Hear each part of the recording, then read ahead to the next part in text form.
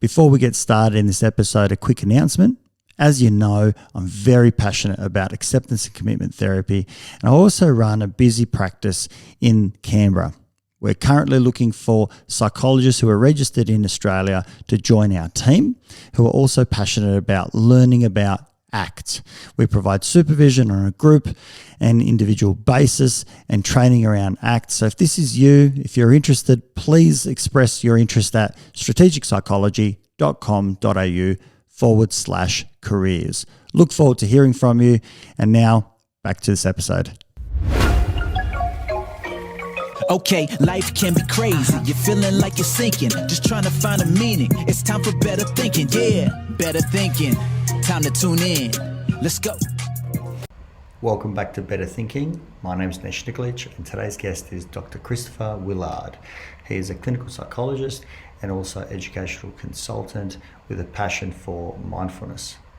Chris shares approaches of bringing mindfulness practice, both formal and informal, into our own lives, how to do so in the education space and also as parents.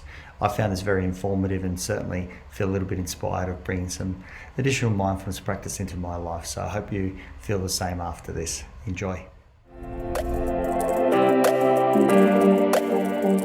Chris, a warm welcome and big thank you to take some time to come onto the show and talk to us all about mindfulness. I know this is a big passion of yours, and particularly around the educational sphere. I wanted to pick your brain and give our audience an opportunity to hear more about that, because we have lots of listeners who have got kids or are in that space around working with younger persons as well. So welcome to the show.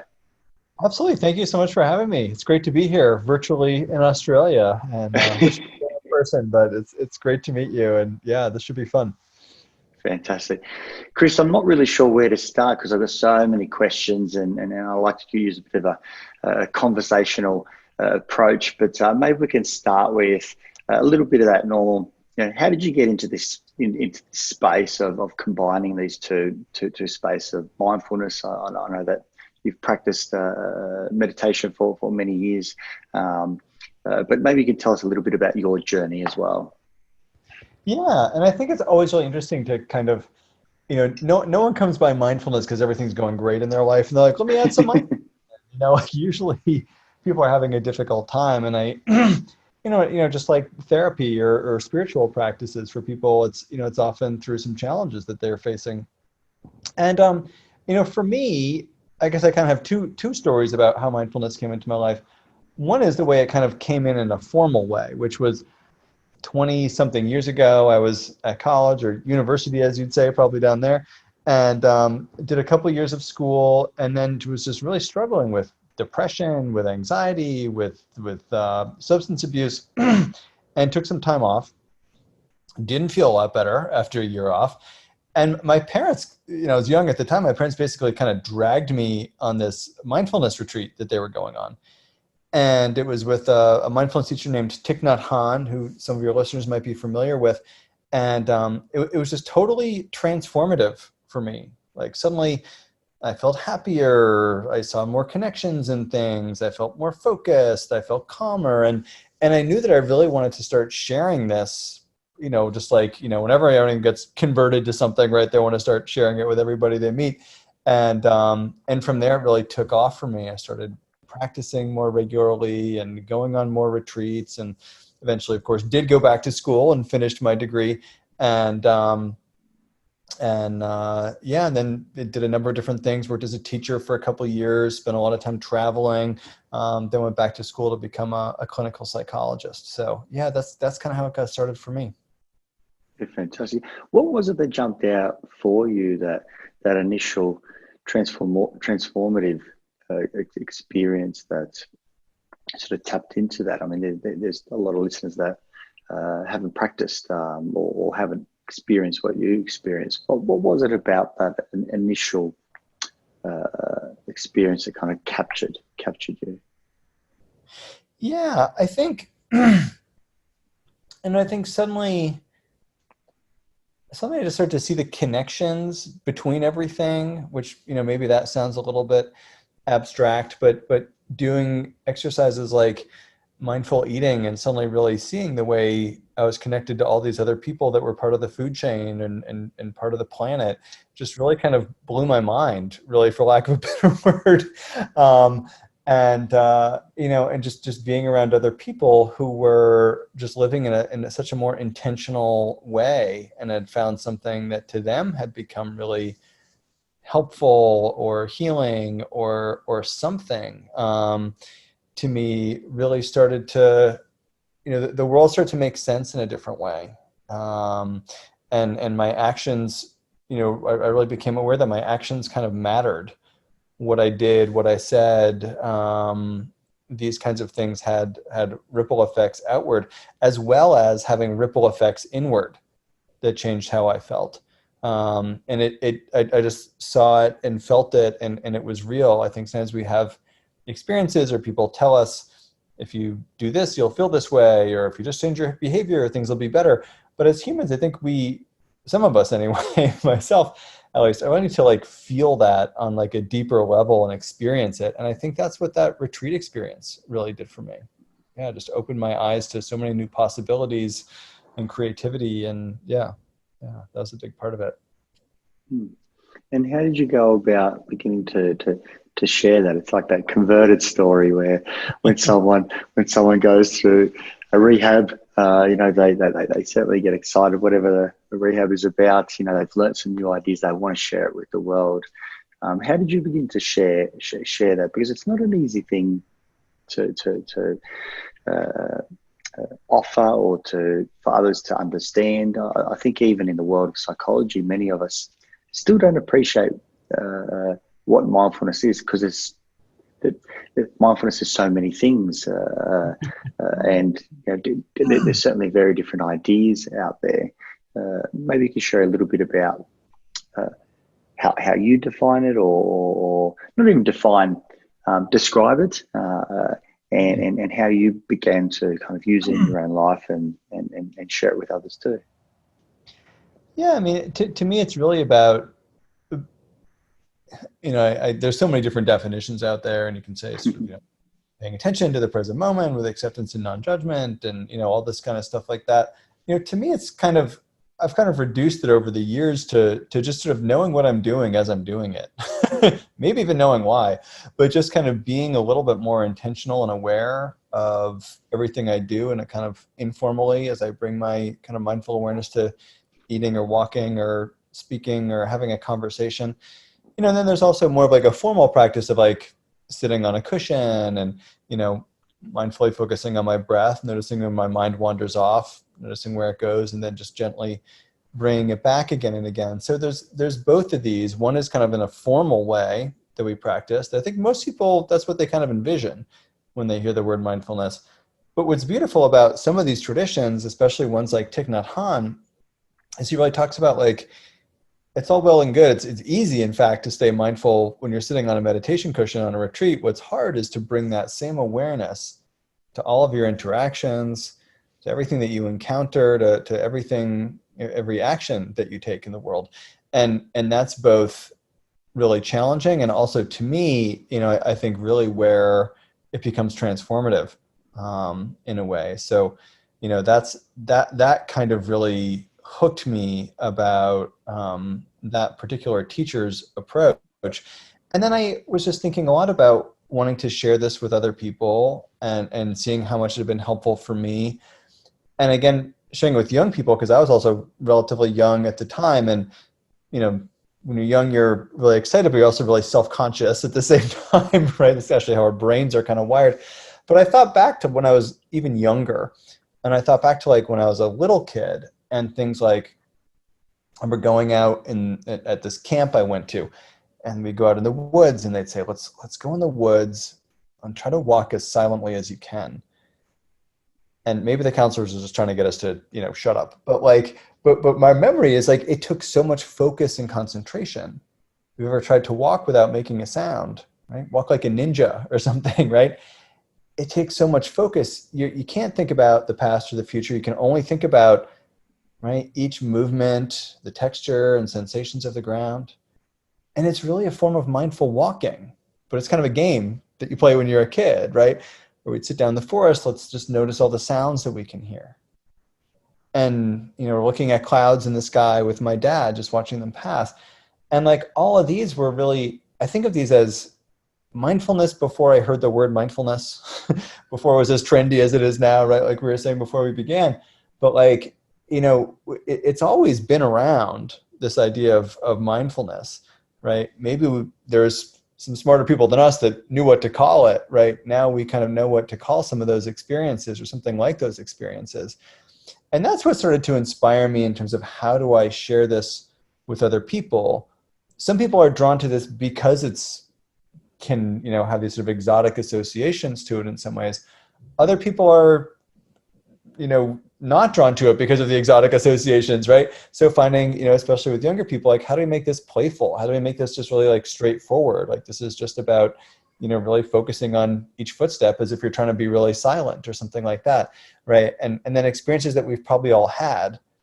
We've probably all just, watched, a sunset, watched the clouds go by, gazed into the embers of a fire, right? Something like that really kind of got us into the moment and really settled in a way that's something really close to mindfulness. And so we don't have to start with like, all kinds of, literally bells and whistles or things like that. It can be actually just how do we build on experiences that we've had where we felt really in the moment and create more of that in our lives. And that to me is how I try to think about sharing mindfulness. And you obviously wear a psychologist hat, a clinical psychologist hat. There's also that educational consultant side. How did you bring those two together to, marry up, mindfulness? I mean, obviously I appreciate the clinical psychologist and mindfulness. It's very easy to see, but how did you kind of begin to integrate that into the educational side? Yeah. Part of it started, like I was a teacher for a couple of years. To be honest, I felt like I was a total disaster of a teacher. I was in a special education residential school for adolescent sex offenders. I had no experience in education. I've been an English major, total disaster. I had no idea what I was doing. And, so quit that job, but basically I was like seeing the therapists who worked at this place because it was like a residential school. I was like, they've got a good job, like that job. And my mom had been a psychologist too. So I was like, this is a good way to, make a basic income, be helpful to people, do something that's creative. But I also still really love education. And there's a lot of educators in my family, and higher and lower education. And so that's kind of when those came together. And then as I kind of stumbled into the work of sharing mindfulness with young people, it just ended up being, that I would then get pulled into educational settings. So I spend a lot of my time these days, well, before the pandemic, I spent a lot of my time traveling to different schools, doing some consultations with them around mental health, around stress management, around positive psychology, and of course a lot around how do we integrate mindfulness into the classroom, how do we integrate mindfulness into the social and emotional learning curriculum, and what are some ways that we can do that for educators so that educators themselves can be happier, but also, then how does that trickle down to the students so the students are happier, enjoy school more, feeling more focused, and managing their stress a little bit more, because we know so many young people are just under so much stress and so much of it's not just in North America, right? I was down in Australia. There's a, huge mental health crisis among everybody actually, but particularly among adolescents and young adults these days. And so is there something we can do that can, help prevent some of this, huge explosion in mental illness that we see in young people? And to me, that's mindfulness, although there's certainly a lot of other great ways to help kids become more resilient. And what are some of the offerings you might provide in that school setting? Is it predominantly sort of teacher-based, that teachers being able to facilitate practices or set up a classroom in a particular way? Other practices? How do you go about approaching those? Yeah, in a number of different ways. I really like to start with, the leadership and the parents first. There's this meme I've seen online that says, "Never in the history of calming down has anyone ever calmed down by being told to calm down." And it's like, mindfulness is not just teaching kids how to calm down. I want to be clear about that.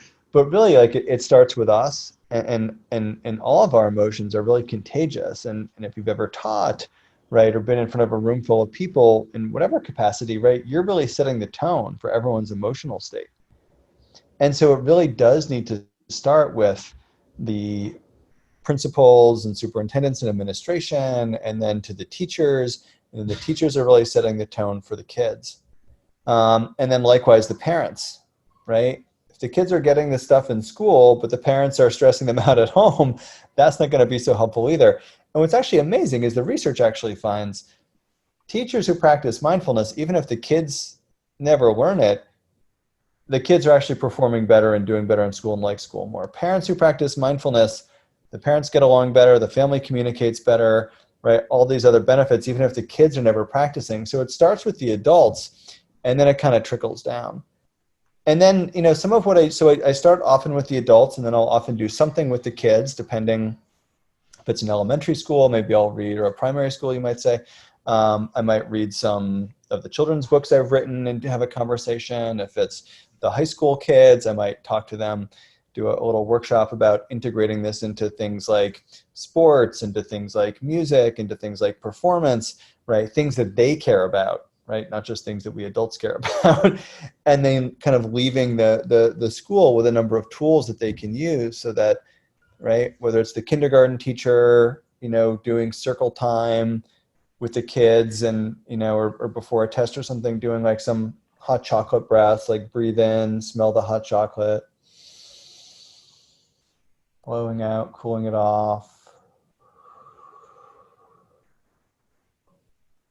right? That kind of thing. Or as kids get older, right, finding some other breath practices, movement practices, or ways that they can maybe bring more mindful awareness to listening to their favorite music, or doing a visualization or relaxation exercise before their soccer game or football game or cricket game or something like that, right? Or ways that they can, right, take some time to really feel their feet on the ground and be mindfully aware of sensations in their feet before they have to go and deliver a speech in front of the class or debate team or something. So these kinds of things to make it really practical for the students, as well as giving teachers some of these skills for, here's where in the day you can think about bringing this in. That's what I think helps it to stick with young people and with the whole school too. It's almost that bringing that deliberate and intentional nature into moments, so that over time it becomes a little bit easier to access in other contexts. So I know, for example, when I've worked with sporting teams, a particular one here in Canberra, there was a lot of video work, which is effectively the team watching snippets of their opponents in their last match, and how they would play, which is, fairly common practice in professional sports. And they would look, and they would, the good coaches and assistants would say, this player goes out and steps 75% of the time to the right. So, this player, you need to watch, him, because he will be going predominantly right. And they would be very obviously deliberate, very, very intentional to pull that all apart. And, that would assist obviously in the match, but obviously, also in training, they would be very deliberate around how many people have to be involved, in each tackle. And by just being deliberate in only very, very specific, minute moments, the training was effective in reinforcing a very specific, deliberate act. And I'm hearing the same thing here, is that if we could stop kids for a moment, or not even stop, bring kids for a moment to deliberate attention, deliberate action, intentional practice, it kind of helps for them to be able to access that in other spaces. Is that kind of somewhat there? Yeah, absolutely. I do a little bit of work around, like, I've worked with some athletes over time, student athletes, and there's a lot of people doing that work. And I do think, like, those sort of slowing down visualizations, that there's actually psychological term for this, we call elaborative rehearsal, which is like, really, if you're imagining doing something in your brain, doing the tennis swing or doing the tackle, right? Even if you're not doing it in person, you're actually still kind of building that muscle memory for yourself. So finding ways to guide athletes in something like a visualization like that can be really powerful, as well as other practices like just getting to, like, a body scan where we really get to know the different parts of the body, and then how, where they're sore, where they're strong, right? These kinds of things, what signals we can get. This idea of what's called interoception, which is listening to our body from the inside. And that's a skill that top athletes have, top performers like musicians and actors and things like that also have, right? It really requires being able to listen to and respond to the stress in our bodies. So all of these things are helpful, and even just things like focus, right? How do you stay focused on, the cricket pitch when there's a million people screaming at once, right? Or how do you, let go of the fact that you just missed the last kick and now it's time for another one? You can't let that emotion carry into the present moment. How do you just, like, keep letting that go, or other practices that help teammates really regulate their own minds and bodies. And then this term called co-regulation, which is when we get our nervous systems really aligned with the people around us, which happens just when we spend time with people, but we can deliberately do that. And that makes a team function even better, or make a classroom function even better, which is, to me, is actually part of why there's been such a difficulty with online learning, is people are not actually co-regulating in that same way when we're all online together. But we can then maybe bring some mindfulness to the online experience, but certainly in a classroom, certainly in, an athletic competition, find ways to bring that co-regulation. Let's all breathe in together. Let's all breathe out together. These kinds of things help synchronize everybody's minds and bodies so that we're more in touch with our teammates and more tuned into each other. And I think that can really help in that aspect of performance. Is that where parenting is so important, in that if parents are able to regulate themselves, then they can kind of regulate the mood, the level of energy, so to speak, for example, or even how much tension or slack there is in the room, that kids regulate with them. We, in some sense, parents help, young people to, organize their feelings, or, work them through. Is that kind of a bit of that co-regulation space, or is it a particular type of practice? Yeah, absolutely. I mean, it is so important for kids and parents to learn how to co-regulate, because kids, especially when they're young, they can't regulate themselves, right? I mean, you think about, or anyone listening, thinking about when they had a baby, if they're a parent, right? That child absolutely cannot regulate, right? Their brain's not developed for that. What they need is that parent to be, looking them in the eyes, interacting with them, signals, kind of actually about 20 different communications happening every second between a parent and an infant, right? And then also that baby starts to cry, right? What are the things that, make it cry? Well, they're hungry, or they're emotional, or they want affection, or they're tired, or they, so their diaper or something like that. And we start to learn their cries, right? And then we also, what do? We pick them up, we give them a gentle hug, we talk to them softly, right? We do all of these things to regulate for them. We actually good parents need to act as a regulation system, because the child hasn't developed that yet. Over time, if we do a halfway decent job, we don't have to be perfect. That's the good news as a parent, right? We do a halfway decent job, the child then learns how to regulate themselves over time. But the first many years of life are co-regulation between the parent and child, before the child then internalizes those skills of how to what we'd call self-soothe. They're really like, how to talk softly to themselves and how to, give themselves some healthy kind of comfort that a parent might provide. So, that's that co-regulation. And it starts with the parent, right? Kids having a meltdown, what is it that we do as a parent, right? Can we then keep ourselves calm in that situation? Or are we going to fly off the handle? And we all do that sometimes.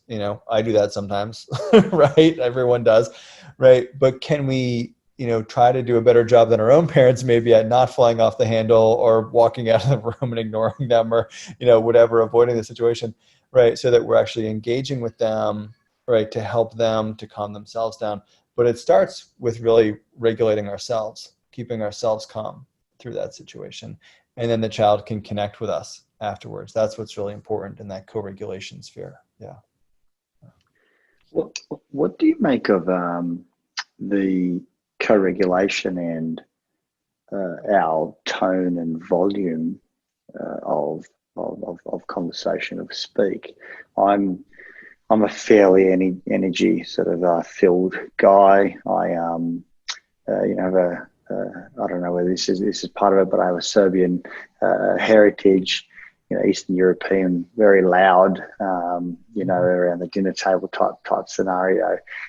People might often think that we're arguing when we're, agreeing on something. Does that affect regulation in terms of where we're a little bit less regulated because there's greater excitability? Is volume and tone a part of that, or can we still hold that deliberate and intentional nature, but it tends to sort of get lost because of the intensity of volume, intensity of rapid speech, or even tone? How do those two worlds kind of conflict with each other a little bit? I think they can be. I mean, I think that we kind of end up wired with whatever it is that we grew up with is what feels comfortable. So oftentimes people that grew up in a chaotic environment, which is not to say that that's what your childhood was. I'll get back to your childhood in a minute. I am a shrink, but right, that's what feels safe and normal to them. So then they continue to seek out, a somewhat chaotic environment unconsciously, right, and kind of replicate those childhood experiences, right? But then other people, I think, there's not a right or a wrong. And some families, some cultures, right, are bigger and louder, and some are kind of smaller and quieter. And I think, we grow up in that, and then that also, like, that can feel regular and normal to us if that's what we grew up in. If it's sort of like, and even when there's conflict itself, this is one of the most interesting things I learned recently about families, right? You can have a high conflict family. It's not actually where you do a lot of arguing, but you still love each other, right? And, a lot of cultures are like that, right? The important thing, if you get an argument with your partner or with your kids, that's not a bad thing. It's only a bad thing if you don't make the repair, right? So if the kids don't see you then come back and be like, hey, sorry, I raised my voice at you, or the partner doesn't come back and, like give the husband or wife a hug or something like that, right? Like that's when, it becomes confusing to grow up in that environment when you don't see the repair. So we can be loud and have conflict, and as long as we love each other and show that we can come back together, that's actually going to be really regulating for the kid. And in some ways, maybe better for that kid to be able to then see, oh, okay, people can be loud and disagree, but we can still love each other. That's actually a great message. My family was pretty quiet, and now I'm pretty conflict averse. So, maybe not so great to not have a loud family. So, they all have their own advantages and disadvantages as we grow up. It just strikes me that so many people who practice mindfulness in a more deliberate way, formal way, end up being so much more softly spoken. And maybe I'm sort of glorifying in my mind, very specific people, and it's not quite the case. But there are just some people who just the way they talk is almost Zen-like, if I can use that language. Very sort of soft, extremely considered, thought out, gentle, and it oozes out, and it's very, as you say, it's very contagious, and it just feels amazing to be around these people. You immediately start feeling centered yourself. You feel safe. You're in a good place. I'm just wondering, is that a practice that we could ourselves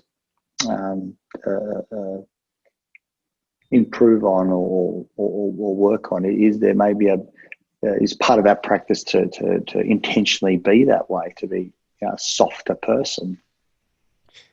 Yeah, I think mindfulness can really, in different kinds of contemplative practices, can really cultivate that sense of presence.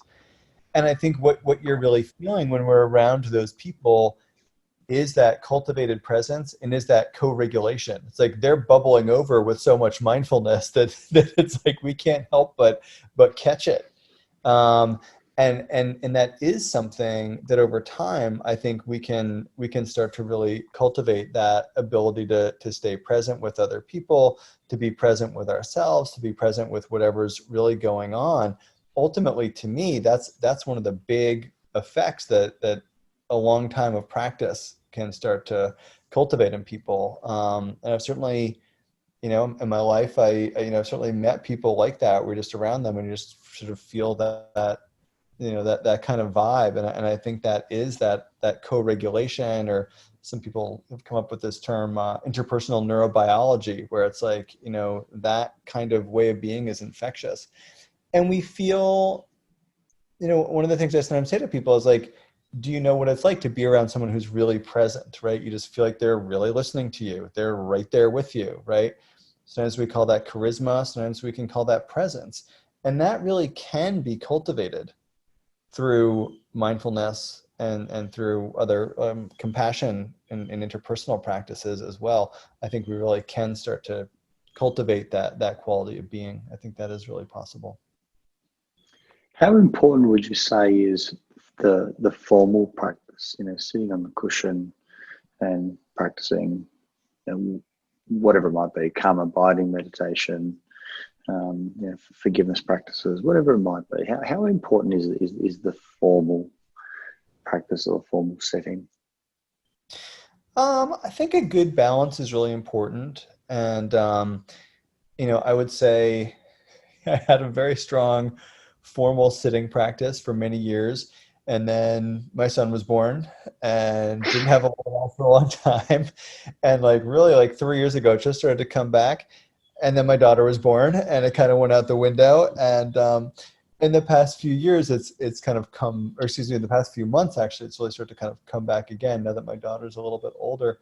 I think it's really important to have a balance. I think finding that, to me, it's like going to the gym, sitting in a formal practice. It's like going and doing a workout for a half an hour where you're lifting weights or doing cardio, right? That's really important. But, if you don't then use those muscles in real life, what's the point? So you might as well, walk to work sometimes too, and take the stairs instead of the elevator, and things like that. And that's more of that informal practice. And that's where it really gets integrated into daily life, and I think starts to cultivate that quality of presence. Yeah. Can I ask you about your routine at the moment? How much time you spend in that formal setting? Obviously, you're kind of only just going back into it now. How often? How long? Where do you go out of practice? Yeah, it depends a lot on my schedule. Often if I'm up before the kids, which is actually more, that's probably actually why I've been practicing more. I've been up a little bit more before the kids, 20 minutes of sitting practice. I sometimes focus on my breath. What I actually really like to focus on as an anchor of attention is just noticing sounds around me. I find that to be a little bit more settling, probably actually because I had that sweet experience when I was a kid of listening to the sounds in the forest. And then I try to bring it in some other ways. Actually as a family, we try to practice some gratitude at night, talking about gratitude and what's going well in our days. And I try to get out every day and take a walk. again, with the pandemic, that's been a challenge, but spending some of that time doing, not the like super slow mindful walking, but really trying to just be aware of the sensations in my footsteps and that kind of thing. And so each of these things I get to, I wouldn't say every day, but I'd say 3 to 5 times a week on a good week. Yeah. And what do you find personally difficult about getting to practice? Because it's something that sounds like has featured quite strongly, and then life demands can't come in, children are born, busy schedules. What is it that you struggle with that gets in the way of that formal practice that makes it difficult? That seems to be the common thing, whether it's someone trying to go to the gym, or whether someone wants to work on eating a bit more healthy, having a salad each day or something, or mindfulness practice. What are your struggles? I would say for me, I've got a really inconsistent schedule, just the way that my schedule has evolved over the past few years. Some weeks I'm working 50 hours, some weeks I'm working 15 hours. And I find that makes it really hard to get into a ritual and routine. When my schedule was more 9 to 5, it was really easy to right. Actually, the example I often give is right after work, I'd get home, I'd go for a run for about a half an hour, then get home and then sit on my meditation cushion for about 20 minutes. And it was like, that was so easy. And one of the best ways I think to build a habit is to tie it to something else that's already in your routine, that's already an existing habit. So I get home from work at the same time every day, and then I just go for a run every day. And then I know that I always meditate after I do my run. And so that made it really easy. Now that my routine is totally upended, it's a lot more difficult. When I go to my office, which I do a few times a week right now, I go and I do Zoom calls from my office. Ironically, I'm the only one there. Right. That's often where I'll take a longer walk in the middle of the day, because I'll often have a lot of space between seeing people. And so that tends to be like to do a mindful walk during that time. And then I've got a group of people that I sit with, usually Thursday evenings. And we do a little discussion group around our meditation practice, and having other people. Again, kind of like going to the gym or going for a run. It's like easier to say you want to go for a run than it is to get yourself out there, or easier to say want to meet up at the gym, right, than it is to just try to drag our own self to the gym. So when we have other people that we're accountable to, especially a group, that can be really helpful as well. Yeah. When I don't have that, fall apart. Yeah. When you're tying the new habit to an existing habit, do you know if it's better to do it before or after? Is it kind of a little bit easier because you've already started the run and it ties in after that, versus starting a meditation before you go for a run? Is one better than the other, or in your experience, have you noticed anything? Yeah, for me, definitely afterwards is easier. Because it's like I sort of done my one thing that I'm already doing, and then I just kind of roll into the next thing. Yeah, that's been a lot more effective. What's a good way? Boosts our brain so we can actually focus better after we exercise. So you get a little bit of a brain burst, which helps with the meditation practice too. What's a good way for people getting into that formal side to start? Sometimes you hear things like, just start with, a couple of minutes or even 5 minutes, or, what's an easy way to get started for those who I suppose want to taste it, or maybe even go further into it, but is an easy way to access it quickly? Yeah, I think starting small, again, to go back to the exercise metaphor, like they say, just put on your running shoes, and then walk around the block or something to start. Likewise, there's been times that I've really struggled with getting back to my practice, and I had a teacher say, try just, sitting on your meditation cushion for 1 minute, put it in a prominent place where you won't forget it. You got to stumble over it in the morning or something like that. and sit down on it for 1 minute or for 10 breaths, right? That's a nice way to begin. Again, before I had kids, a friend of mine suggested just do 15 breaths in the morning. Like eyes open. I don't have anywhere to be right now. I'm just going to really feel my breath for about 15 breaths. And then I shifted that actually for myself to notice 15 sounds, and then I would get out of bed. That was a really nice way to start the morning. And then that also, helped me then get onto my meditation cushion a little bit later in the day. So that's where I'd start. Start small, start with 5 minutes. I wouldn't even start with 20 minutes, see how that goes. Start with guided practices. I really think it's helpful to, go on Insight Timer, download an app or, watch a YouTube video or, download something from iTunes that guides you through it. Listening to Jon Kabat-Zinn guide you through a mountain meditation or something like that. That's a lot easier than setting an egg timer for yourself for 20 minutes and trying to focus on your breath. So I think visualizations are a really good place to start also, and doing something guided by someone else can really make a difference too. So really, in any way that's very easy, accessible, it's a good starting spot. As you were talking about the breaths, I was thinking, maybe I could just do some breaths in the shower. I'm already in the shower. I'm my mind works in this interesting, economy of time way. Things got to be efficient. I'm like, well, if I'm having a shower, I could do some breaths. I'm doing two things at once. Probably not a good environment to do mindfulness, but in some way, I suppose I could still be still as a starting space. To maybe just notice the water running down my head or face or something like that, and start there.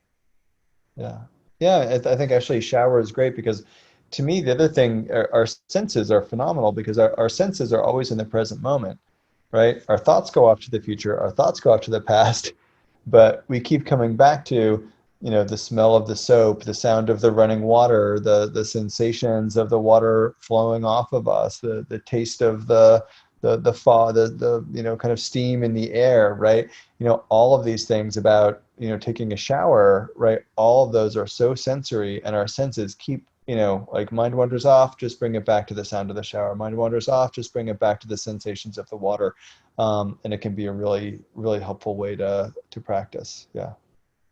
What do we know about the origins of mindfulness? I mean, obviously no one owns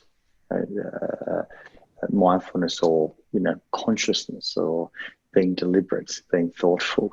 What do we know about the origins? Is this something that just certain groups have practiced different stages in life? It kind of seems like, there's only a subset in the world that continues to do these things, but consciously we all know about it. Well, not consciously, we've certainly heard about it in most. I'm assuming in all Western cultures at the present moment, anyway. Things just keep like they're always shifting. What do we know historically about how this practice came into existence, or was formalized, or became something that people gravitated towards?